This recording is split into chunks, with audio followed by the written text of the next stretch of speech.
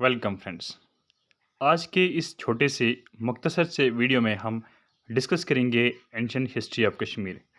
कहने को तो कश्मीर हिस्ट्री काफ़ी वास्ट है, लेकिन इस वीडियो में हम सिर्फ डिस्कस करेंगे जो हमारे एग्जामिनेशन पॉइंट ऑफ व्यू से इम्पॉर्टेंट होगा।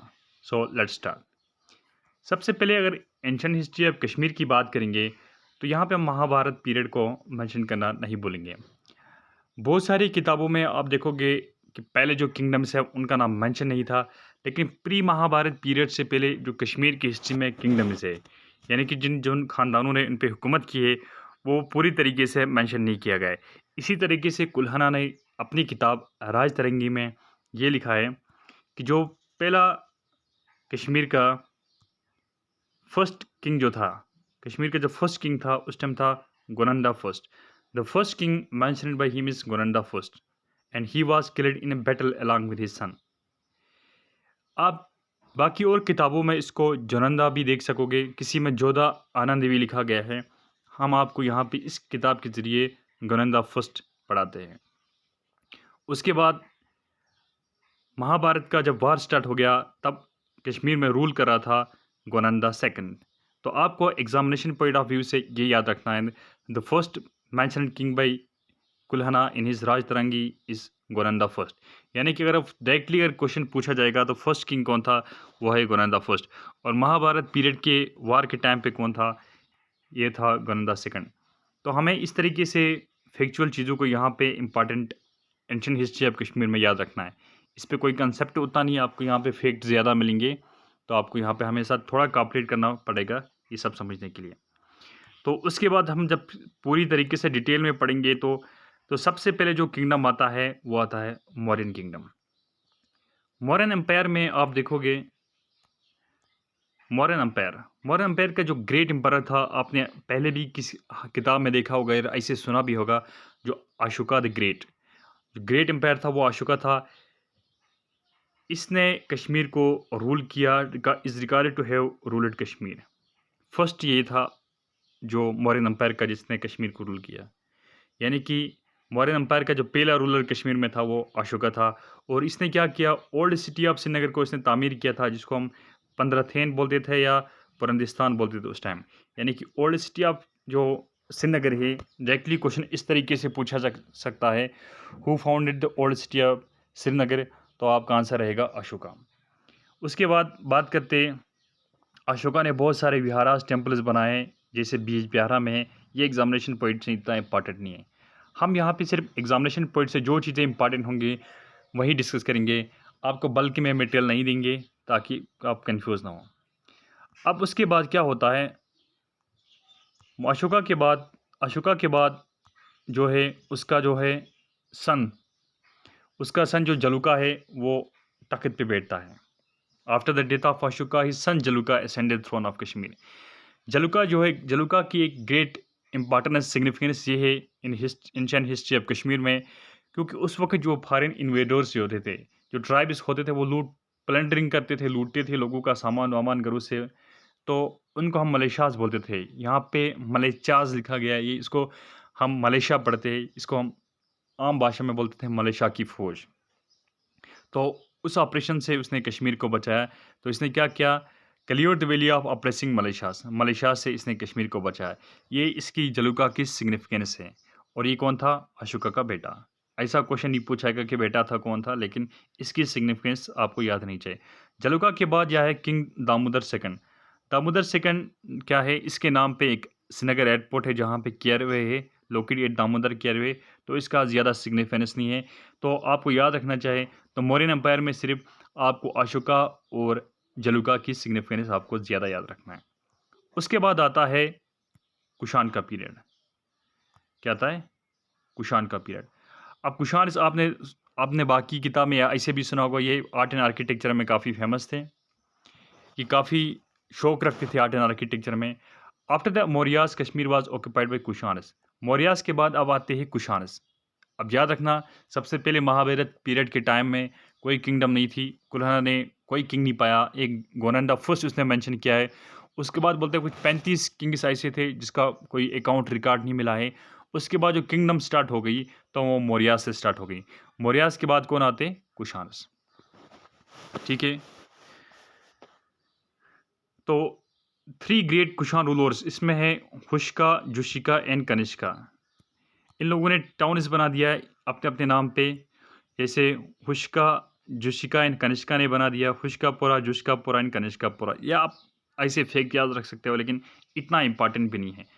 तो Kanishka's king also built many temples and viharas. तो ये आर्ट एंड आर्किटेक्चर में काफ़ी फेमस होते थे, मतलब शौक रखते थे, तो उन लोगों ने विहारास और टेम्पल्स बना दिए। अब इसमें जो मेन इंपॉर्टेंट क्वेश्चन जो हर एग्जाम में पूछते हैं, चाहे एसएसबी एग्जाम्स हो, चाहे पीएससी एग्जाम, चाहे यूपीएससी या एसएससी, ये बहुत इंपॉर्टेंट पॉइंट है यहाँ पे। द फोर्थ बुद्धिस्ट काउंसिल, जो फोर्थ बुद्धिस्ट काउंसिल जो होगी वो कुशानस के टाइम पे हो गई थी। फोर्थ बुद्धिस्ट काउंसिल कब हो गई थी? कुशानस की पीरियड में हुई थी। ये याद रखना चाहिए, इसकी बहुत इंपॉर्टेंट सिग्निफिकेंस है बुद्धिज्म में। और ये हेल्ड किसने किया था? कनिष्का ने। कनिष्का जो रूलर था उस वक़्त ये रूल कर रहा था जब फोर्थ बुद्धिस्ट काउंसिल हो गई, कहाँ पे? कुंदलवान में। कुंदलवान यानी कि प्रेज़ेंट डे जो हारवन है, शालीमार गार्डन के नज़दीक, जो फोर्थ बुद्धिस्ट काउंसिल थी, मुनक्कद हो गई थी। अब फोर्थ बुद्धिस्ट काउंसिल का जो मेन सिग्निफिकेंस है क्या है? बुद्धिज़्म 2 सेक्ट्स में तक़सीम हो गई, Mahayana sect and Hinayana sect. जैसे सेक्ट्स बनते हैं मज़हब में, आपने देखा होगा हर हर मज़हब में सेक्ट्स बन गए हैं। तो ऐसे यहाँ पे क्या हो गया है, फोर्थ बुद्धिस्ट काउंसिल में 2 सेक्ट्स में ये बट गए बुद्धिस्ट्स, महायाना एंड हिनायाना सेक्ट। अब आप महायाना, हिनायाना सेक्ट आपने एंशिएंट इंडिया में बुद्धिज़्म में पढ़ा होगा, ये कौन है, कौन नहीं है। तो कश्मीर हिस्ट्री में ये आपको इतना डिटेल में नहीं जाना है। उसके बाद great Buddhist scholars took place, ये है, इसमें कोई ये नहीं है। सॉरी यहाँ पे, हाँ। उसके बाद आता है करकोटा डायनास्टी। कुशान्स के बाद आते हैं करकोटा डायनास्टी। करकोटास को हम नागाज ही बोलते थे। Karkotas are also known as Nagas. ये एग्जामिनेशन पॉइंट के लिए थोड़ा इंपॉर्टेंट है कि करकोटास को और किस नाम से पुकारा जाता था? नागाज के नाम से पुकारा जाता था। इसका जो फाउंडर था वो था दुर्लभ वर्धना। दुर्लभ वर्धना के टाइम पे एक इंपॉर्टेंट पॉइंट ये है, दुर्लभ वर्धना के टाइम जब दुर्लभ वर्धना रूल कर रहा था, इसी ने फाउंड किया करकोटा डायनास्टी को। जब रूल करता, ह्यून सेंग क्या किया, उसने विजिट किया कश्मीर को। ये चाइनीज़ पिलग्रिम था, उसने, ह्यून सेंग ने क्या किया, विजिट किए कश्मीर के। और ये इंटर कहाँ से हो गया? बारामूला से। ये आपको याद रखना है, करकोटा ये दुर्लभ वर्धना के टाइम पे ही उसने। अब क्वेश्चन ऐसे होता है, the Hyun Singh visited Kashmir during the period of, नीचे आएगा आपको अशोका आएगा, ऐसे आएगा, अशोका आएगा, अकबर आएगा, और कुछ ऐसे नाम आएंगे मेडिवल हिस्ट्री से, एंशिएंट से मिला के। तो आपको याद रखना है, ये करकोटा डायनेस्टी के टाइम पे आया था फर्स्ट, और उस टाइम रूल कर रहा था दुर्लभ वर्धना। और हुन सिंह यहाँ पे बहुत टाइम तक रहा, उसने संस्कृत बाकी जो बुक्स थे वो पढ़ी है। और दुर्लभवर्धना ने क्या किया, उसका उसका जो सक्सेसर था वो था प्रतापादित्य, जिसने आज का जो टाउन है प्रतापापुरा, जो आज उसको तापर के नाम से जाना जाता है। अब इसमें बहुत इंपॉर्टेंट जो रूलर था वो था ललादित्य। ललादित्य मुक्तपीदा, ये बहुत ही इंपॉर्टेंट है, इसको हम डिटेल में पढ़ेंगे। ललादित्य मुक्तपीदा करकोटा डायनेस्टी का इंपॉर्टेंट रूलर था। अब इसको डिटेल में पढ़ेंगे थोड़ा, उसमें एंड देखते। The history of Karkota dynasty after Jayapida is sad story. अब लास्ट में डिक्लाइन हो गई है। All the conquered territories regained, जितना भी टेरिटरीज ललादित्य ने या बाकी किंग्स ने इकट्ठा की थी वो सारे इंडिपेंडेंट हो गई, अलग हो गई इससे। अब थोड़ा ललादित्य मुक्तपीदा में हम डिटेल्ड अकाउंट में पढ़ेंगे कि ये कैसा रूलर था।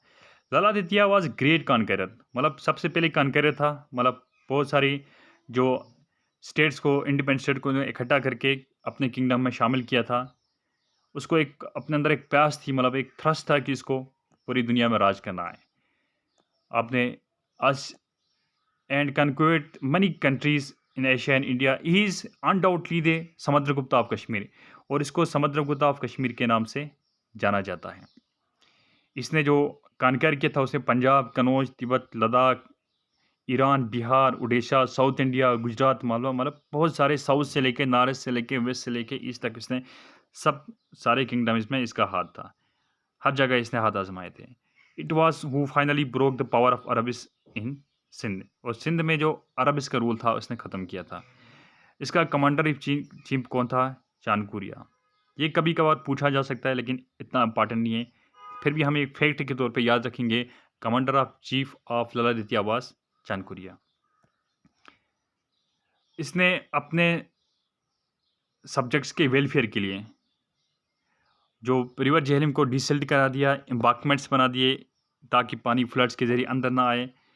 लाला दतिया जो था वो ग्रेट बिल्डर भी था, उसने बिल्ड किया है shrine of Kheer Bhawani and gave it the name of Prayaspora city of pleasure. तो प्रयासपोरा इसी की देन है, लाला दतिया ने तामीर करवाई है। Through the valley Lalitaditya built very fine and measure temples, बहुत सारे टेम्पल्स भी बना दिए। जैसे एक इम्पॉर्टेंट जो है मार्टन टेम्पल जो है, मार्टन बिल्ट ऑन मटन कियरवे reminds us about grandeur and splendour of his time. तो मार्टन टेम्पल जो है जिसकी आज खंडरात आप देख सकते हो मटन में, वो लाला दतिया मुक्तापिदा ने ही बनाए थे। और इसका एक ये याद रखना एग्जामिनेशन में पूछा जाता है, who was court poet of Lalitaditya, तो इसका आंसर है Bhavabhuti. Bhavabhuti was court poet of Lalitaditya. After Lalitaditya death it was mostly the weak rule except, मतलब उसके बाद फिर वीक रूलर से आ गए हैं, जैसे हमने लास्ट में मेंशन किया था। फिर जयापिदा के बाद, इसके बाद जयापिदा गया तो इसके साथ ही करकोटा डायनास्टी का जो है वजूद ख़त्म हो गया। तो हिस्ट्री में कहा जाता है जो करकोटा डायनास्टी है, एंशेंट इंडिया की सारे रूल चाहे मौर्य से कुशान थे या करकोटा डायनास्टी थी, सारी डायनास्टीज़ में करकोटा डायनास्टी ने बहुत सारी तामीर व तरक्की खुशहाली के लिए काम किया था। उम्मीद है आपको एक छोटा सा session brief history of ancient India आपको पसंद आई होगी। पसंद आई है तो वीडियो को शेयर कीजिए, चैनल को सब्सक्राइब करना ना भूलें। धन्यवाद।